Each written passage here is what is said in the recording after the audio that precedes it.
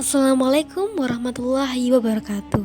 Hai teman-teman, kami dari kelompok 8 akan menjelaskan mengenai menghindari akhlak tercela, israf, tabzir, dan bakhil. Sebelum masuk ke materi, izinkan kami untuk memperkenalkan diri. Akbar Maulana, nomor absen 2. Afisena Ahmad Fatoni, absen 6. Esti Mustika Maharani, nomor absen 9. Gavin Yudiktio, nomor absen 12. Muhammad Denis Hatta, nomor absen 17. Zahra Afifatus Romadoni, absen 31. Pengertian israf, berlebih-lebihan dalam bahasa Arab disebut dengan kata asrofa, yusrifu, israfan, yang berarti bersukaria sampai melewati batas. Menurut Kamus Besar Bahasa Indonesia, melampaui batas atau berlebihan dapat diartikan melakukan tindakan di luar wewenang yang telah ditentukan berdasarkan aturan atau nilai tertentu yang telah berlaku. Secara istilah, melampaui batas atau berlebihan dapat diartikan sebagai suatu tindakan yang dilakukan seseorang di luar kewajaran atau kepatutan. Israf juga berarti menggunakan harta untuk sesuatu yang benar namun melebihi batas yang dibenarkan, misalnya makan atau minum secara berlebihan. Dasar larangan israf. Bismillahirrahmanirrahim. Ya bani Adam khudhu zinatakum 'inda kulli masjidi wa kulu washrabu wa la tusrifu innahu la yuhibbul musrifin, yang artinya, hai anak Adam, pakailah pakaianmu yang indah di setiap memasuki masjid, makan dan minumlah, dan janganlah engkau berlebih-lebihan. Sesungguhnya Allah tidak menyukai orang yang berlebih-lebihan. Quran Surat Al-A'raf ayat 31. Sikap dan perilaku berlebihan merupakan salah satu penyakit rohani yang sangat merugikan diri manusia itu sendiri. Nabi bersabda, Bismillahirrahmanirrahim, Kulu washrabu walbasu watasaddaqu fi ghairi israfin wala makhilah. Rawahun Nasa, yang artinya makan dan minumlah, berpakaianlah dan bersedekahlah tanpa bersikap berlebihan dan sombong. Hadis riwayat An-Nasai. Al-Quran maupun hadis di atas menjelaskan secara tegas larangan makan dan minum, berpakaian dan bersedekah secara berlebihan. Sesuatu yang dilarang oleh Allah dan Rasul, di dalamnya pasti ada mudaratnya bagi manusia. Oleh karena itu, Islam menganjurkan hidup sederhana dan tidak berlebih-lebihan. Contoh perilaku israf. Yang A. Israf dalam makan dan minum. Misalnya mengkonsumsi makanan melebihi nutrisi yang dibutuhkan tubuh. Termasuk dalam kategori ini adalah bermewah-mewahan dalam makan dan minum. Yang B. Israf dalam berpakaian. Misalnya memakai pakaian dengan mode pakaian yang justru tidak sesuai dengan syariat. Misalnya terlalu panjang atau terlalu kecil. Yang C. Israf dalam penggunaan air. Misalnya mencuci pakaian dengan menggunakan air yang berlebihan atau membiarkan keran air terbuka sehingga air terbuang percuma. Yang D. Israf dalam penggunaan listrik. Misalnya tidak mematikan lampu setelah selesai dipakai, tidak mematikan kipas angin setelah tidak dipakai, dan lain sebagainya. Yang E. Israf dalam menggunakan alat komunikasi. Misalnya mengobrol dengan ponsel berlama-lama, main game online dan sejenisnya sehingga melupakan waktu istirahat, waktu belajar, dan waktu ibadah. Yang F. Israf dalam ibadah. Misalnya melakukan sholat lail atau sholat malam semalaman suntuk sehingga ketiduran dan tidak melaksanakan sholat subuh. Yang G. Berlebih-lebihan dalam segala perbuatan mubah sehingga mengalahkan yang sunnah dan yang wajib. Dampak sikap israf. Perilaku israf merupakan salah satu perwujudan dari sikap ingkar terhadap nikmat Allah. Betapa tidak, Allah memberikan rezeki yang berupa harta, usia, kesempatan, dan lain-lain agar dipergunakan sesuai dengan keperuntukannya dan dalam takaran yang wajar. Tidak boleh berlebih-lebihan. Apabila melampaui keperuntukan dan takaran yang wajar, maka akan bermunculan ketidakseimbangan pada individu yang bersangkutan maupun lingkungan. Misalnya, orang yang diberi kecukupan rizki, maka rizki yang dimilikinya tersebut harus digunakan sesuai dengan kebutuhan yang ada, bukan didasarkan kepada faktor kesenangan sehingga memicu perbuatan berlebih-lebihan. Yang paling mudah memahami permasalahan ini adalah dengan mencontohkan bagaimana seharusnya mengkonsumsi makanan. Kebutuhan asupan gizi dan nutrisi dalam tubuh manusia itu sudah ada takarannya. Apabila asupan gizi dan nutrisi tersebut sudah terpenuhi sesuai dengan takarannya, maka sebenarnya sudah cukup. Jika manusia mengkonsumsi makanan yang melebihi kebutuhan gizi dan nutrisi tubuhnya, maka akan mengakibatkan munculnya berbagai penyakit. Perilaku israf juga dapat memunculkan kecemburuan sosial yang dapat memicu kerawanan sosial. Sebagaimana diketahui bahwa di tengah-tengah kehidupan masyarakat ada yang miskin, ada yang kaya, dan sebagainya. Apabila di lingkungan tersebut ada perilaku dari si kaya yang berlebih-lebihan, maka akan membuat sakit hati bagi si miskin. Dari situ akan muncul sikap cemburu sosial. Kecemburuan sosial ini apabila tidak segera diatasi, maka akan memunculkan kerawanan sosial yang berupa disintegrasi sosial yang ditandai dengan renggangnya hubungan antar anggota masyarakat. Kerenggangan hubungan sosial ini dapat memicu terjadinya konflik. Untuk itu, hidup sederhana dan peduli terhadap lingkungan sangatlah penting. Dalam kasus yang lain, israf dapat menimbulkan perilaku rakus. Dari perilaku rakus ini akan memicu perilaku buruk lainnya, yaitu menghalalkan segala cara untuk memenuhi kerakusannya itu. Perilaku menghalalkan segala cara ini akan menimbulkan permasalahan sosial, yaitu hilangnya kepedulian sosial. Orang akan tak acuh atau tidak mempedulikan terhadap keadaan lingkungan sosial di mana dia hidup. Apabila harta yang dimilikannya habis, maka orang yang terbiasa berlebih-lebihan akan melakukan apapun, tidak mempedulikan norma-norma sosial, hukum, dan agama. Yang terpenting adalah mendapatkan harta untuk memenuhi kesenangannya. 5. Upaya menghindari sikap israf. Rasulullah melarang umatnya berpuasa terus-menerus, melarang sholat di sebagian besar waktu malam kecuali pada 10 hari akhir bulan Ramadan, melarang membujang bagi yang mampu menikah, atau melarang orang yang meninggalkan makan daging. Islam mengajarkan sifat kebersahajan atau ifah. Setiap muslim dilarang mengikuti ajakan nafsu atau panggilan syahwat. Nafsu harus dikendalikan. Sederhanalah dan tundukkan nafsu dengan akal sehat. Sebagian besar keburukan itu disebabkan oleh tidak mampunya seorang dalam mengendalikan nafsunya. Janganlah ataupun melampaui batas. Orang yang memiliki sikap sederhana maka tidak akan melakukan sesuatu yang melebihi kewajaran, karena akan merendahkan diri sendiri baik di hadapan Allah atau sesama manusia. Kehidupan setiap muslim tidak terlepas dari interaksi dengan sesama. Islam mengajarkan sikap sepadan atau musawah. Ajaran ini memiliki tujuan untuk menciptakan rasa kesejajaran, persamaan dan kebersamaan, serta penghargaan terhadap sesama manusia sebagai makhluk Tuhan. Sikap sepadan akan menempatkan manusia pada posisi yang sejajar, sehingga akan menyadarkan setiap orang untuk memberikan yang terbaik. Sikap ini akan menjadi jalan baru bagi sesama manusia untuk melakukan kebajikan yang sesuai dengan ketentuan dan manfaat bagi kemaslahatan bersama. Sesungguhnya sikap bersahaja dan sepadan akan dapat mengendalikan setiap muslim dari sikap melampaui batas atau israf. Firman Allah. Bismillahirrahmanirrahim. Walladzina idza anfaqu lam yusrifu wa lam yaqturu wa kana baina dzalika qawama. Yang artinya, dan orang-orang yang apabila membelanjakan harta, mereka tidak berlebihan dan tidak pula kikir, dan pembelanjaan itu di tengah-tengah orang yang demikian. Quran Surat Al-Furqan ayat 67. Tabzir.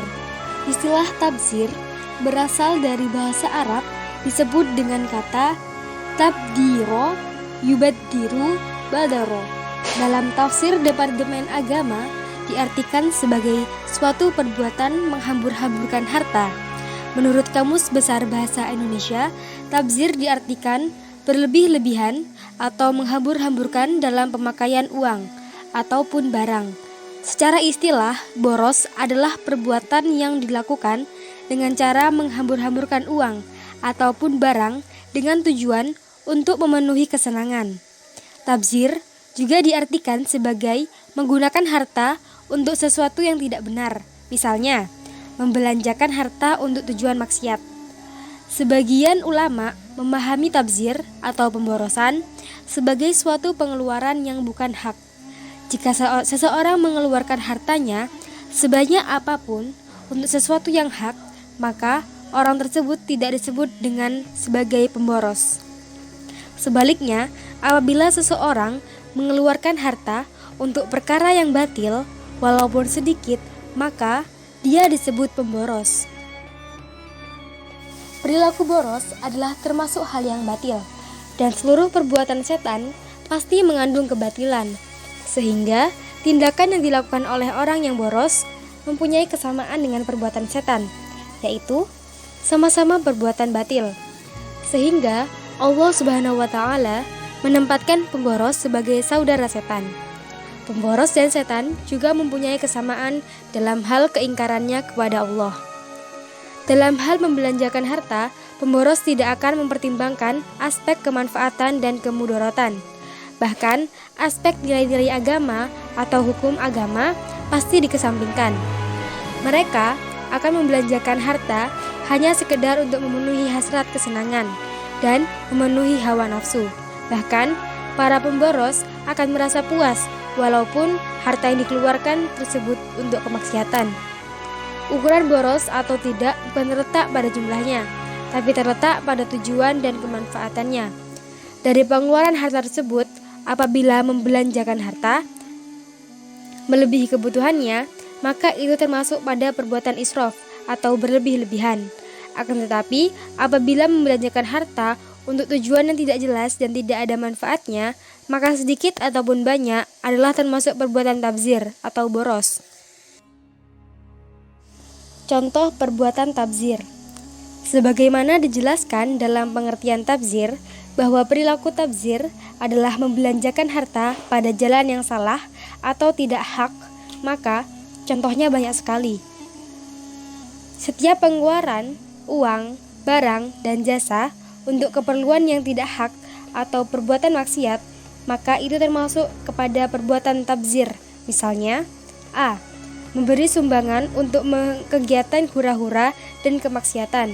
Misalnya, untuk acara pesta minum-minuman keras, walaupun dia tidak ikut meminumnya, maka sumbangannya tersebut termasuk pada perbuatan tabzir. B. Mengkonsumsi makanan yang tidak ada manfaatnya dan justru membahayakan, misalnya membeli minum-minuman keras, narkoba, dan lain-lain. C. Membeli sesuatu yang tidak diambil manfaatnya. D. Kumpul-kumpul yang tidak jelas tujuannya. Ini termasuk tabzir dalam soal waktu atau kesempatan. E.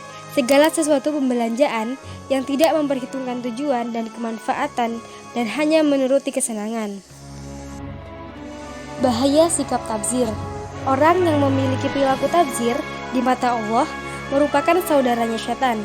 Dengan demikian, maka akan sulit membedakan perbuatan yang benar dan perbuatan yang salah menurut agama. Baginya, sesuatu yang baik adalah yang dapat menyenangkan hatinya, walaupun bertentangan dengan norma sosial, hukum, dan agama. Dia akan menghalalkan segala cara untuk mengumpulkan harta atau uang, sehingga dapat digunakan untuk menyenangkan hatinya. Apabila demikian, maka dia akan menjadi orang yang hedonis. Bakhil. Bakhil atau kikir ialah menahan harta yang seharusnya dikeluarkan. Al-Jurjani dalam kitab At-Torifat mendefinisikan bakhil dengan menahan hartanya sendiri, yakni menahan memberikan sesuatu pada diri dan orang lain yang sebenarnya tidak berhak untuk ditahan atau dicegah, misalnya uang, makanan, minuman, dan lain-lain. Ketika orang memiliki uang, makanan, dan minuman yang semestinya bisa diberikan kepada yang membutuhkan, kemudian enggan untuk memberikannya, maka ia adalah bakhil. Orang yang dapat menghindari perilaku bakhil, maka di sisi Allah digolongkan sebagai orang yang beruntung, sebagaimana firman-Nya, Bismillahirrahmanirrahim. وَمَنْ يُوقَ شُحَّ نَفْسِهِ فَأُولَئِكَ هُمُ الْمُفْلِحُونَ, yang artinya, dan siapa yang dipelihara dari kekikiran dirinya, maka mereka itulah orang-orang yang beruntung. Quran Surat Al-Hasyr ayat 9. Bakhil adalah sifat tercela karena sifat ini terlahir dari godaan setan. Bakhil dijadikan oleh setan sebagai jalan untuk menuju ke neraka. Allah Subhanahu wa taala berfirman dalam Quran surat Al-Isra ayat 29-30 sebagai berikut. Bismillahirrahmanirrahim. وَلَا تَجْعَلْ يَدَكَ مَغْلُولَةً إِلَى عُنُقِكَ وَلَا تَبْسُطْهَا كُلَّ الْبَسْطِ فَتَقْعُدَ مَلُومًا مَحْسُورًا. إِنَّ رَبَّكَ يَبْسُطُ الرِّزْقَ لِمَن يَشَاءُ وَيَقْدِرُ إِنَّهُ كَانَ بِعِبَادِهِ خَبِيرًا بَصِيرًا, yang artinya, dan janganlah kamu jadikan tanganmu terbelenggu pada lehermu, dan janganlah kamu terlalu mengulurkannya, karena itu kamu menjadi tercela dan menyesal. Sesungguhnya Tuhanmu melapangkan rezeki kepada siapa yang Dia kehendaki dan menyempitkannya. Sesungguhnya Dia Maha mengetahui lagi Maha melihat akan hamba-hambanya. Quran Surat Al-Isra ayat 29-27. Banyak contoh tentang kehancuran orang-orang yang bakhil. Salah satunya adalah Qarun. Qarun adalah raja kebakhilan yang kisah hidupnya diabadikan dalam Al-Quran, yaitu dalam surat Al-Qasas. Hal ini perlu kita cermati sebagai pelajaran bahwa bakhil dapat membawa kehancuran di dunia dan di akhirat. Sifat bakhil muncul diakibatkan kecintaan yang berlebihan terhadap dunia, tidak adanya keyakinan tentang kemuliaan yang ada di sisi Allah, tamak dan kagum pada diri sendiri, serta sebab-sebab lainnya. Nabi Muhammad SAW bersabda, Bismillahirrahmanirrahim. Wa an Abi Abdillah qala Rasulullah sallallahu alaihi wasallam, afdalu dinarin yunfiquhu rajulu dinarun yunfiquhu ala iyalihi wa dinarun yunfiquhu rajulu ala dabbatihi fi sabilillah wa dinarun yunfiquhu ala ashabihi fi sabilillah. dasar larangan bakhil. Harta yang dimiliki manusia adalah karunia dari Allah Subhanahu wa taala. Sebagai ungkapan rasa syukur kepadanya, maka kita harus mengeluarkan sebagian dari karunia tersebut untuk orang lain. Apabila menahannya, berarti kebakhilan telah menghinggapinya. Perilaku bakhil ini dilarang Allah Subhanahu wa taala sebagai firman-Nya, Bismillahirrahmanirrahim. وَلَا يَحْسَبَنَّ الَّذِينَ يَبْخَلُونَ بِمَا آتَاهُمُ اللَّهُ مِنْ فَضْلِهِ هُوَ خَيْرٌ لَهُمْ بَلْ هُوَ شَرٌّ لَهُمْ, yang artinya, sekali-kali janganlah orang yang bakhil dengan harta yang Allah berikan kepada mereka dari karunia-Nya menyangka bahwa kebakhilan itu baik bagi mereka. Sebenarnya kebakhilan itu adalah buruk bagi mereka. Quran Surat Al-Imran ayat 180. Allah telah mengabadikan kisah kebakhilan Qarun di dalam Al-Quran. Kisah ini agar dijadikan pembelajaran kepada umat manusia bahwa perilaku bakhil atau kikir sangat dilarang oleh Allah Subhanahu wa taala. Harta yang dimiliki seseorang merupakan karunia Allah yang harus dipergunakan sebaik-baiknya di jalan Allah. Allah Subhanahu wa taala mengisahkan perilaku bakhil Qarun termasuk sebagaimana firman-Nya, Bismillahirrahmanirrahim. فَخَسَفْنَا بِهِ وَبِدَارِهِ الْأَرْضَ فَمَا كَانَ لَهُ مِنْ فِئَةٍ يَنْصُرُونَهُ مِنْ دُونِ اللَّهِ وَمَا كَانَ مِنَ الْمُنْتَصِرِينَ, yang artinya, maka kami benamkanlah Qarun beserta rumahnya ke dalam bumi, maka tidak ada baginya suatu golongan pun yang menolong terhadap azab Allah, dan tiadalah ia termasuk orang-orang yang dapat membela dirinya. Quran Surat Al-Qasas ayat 81. Bahaya perilaku bakhil. A. Harta yang ditahan karena kebahilan akan dikalungkan di lehernya pada hari kiamat. B. Mengikuti jejak setan orang yang bakhil sebenarnya telah mengikuti petunjuk setan, karena mereka mengira bahwa dengan kebahilannya itu akan dapat menyelamatkannya. C. Terhalang masuk surga. Rasulullah SAW menegaskan bahwa orang yang kikir tidak akan masuk surga. D. Rezeki menjadi sempit. Orang yang mempunyai tabiat kikir atau bakhil mengira bahwa dengan kebahilannya itu dia akan menjadi kaya. Padahal yang terjadi sesungguhnya adalah dia telah disempitkan hidupnya karena dalam jiwanya selalu merasa sempit atau tidak berkecukupan atas harta yang dimilikinya. E. Menimbulkan malapetaka. Perilaku bakhil akan menimbulkan malapetaka yang besar terhadap kemanusiaan. Perilaku ini bisa menimbulkan rasa dengki dan iri hati dalam jiwa orang-orang fakir dan miskin terhadap orang kaya dan bakhil. Menghindari perilaku bakhil. A. Menanamkan keyakinan bahwa segala sesuatu itu milik Allah. Ketika seseorang telah merasakan bahwa segala sesuatu milik Allah, maka ia tidak akan merasa memiliki terhadap benda andai kata ia diberi keluasan rezeki oleh Allah. Maka hatinya akan terdorong untuk bersedekah. B. Memperbanyak rasa syukur. Jika seseorang menyukuri nikmat Allah, maka Allah akan memberi tambahan yang lebih baik. Namun apabila mengingkarinya, maka akan diazab oleh Allah dengan azab yang pedih. Karena sesungguhnya kesyukuran manusia hakikatnya untuk dirinya sendiri. Yang C. Melakukan kegiatan sosial dengan memperbanyak infak dan sedekah. Kegemaran mengikuti kegiatan sosial melalui infak dan sedekah mengikis perilaku bakhil yang disebabkan oleh cinta harta. Sehingga penyakit rohani ini akan hilang dengan sendirinya dan di akhirat nanti akan terbebas dari api neraka. D. Memohon perlindungan Allah dari sifat bakhil atau kikir. Berikut ini adalah doa yang berisi permintaan agar kita terhindar dari penyakit hati, yaitu pelit lagi tamak, yang merupakan penyakit yang amat berbahaya.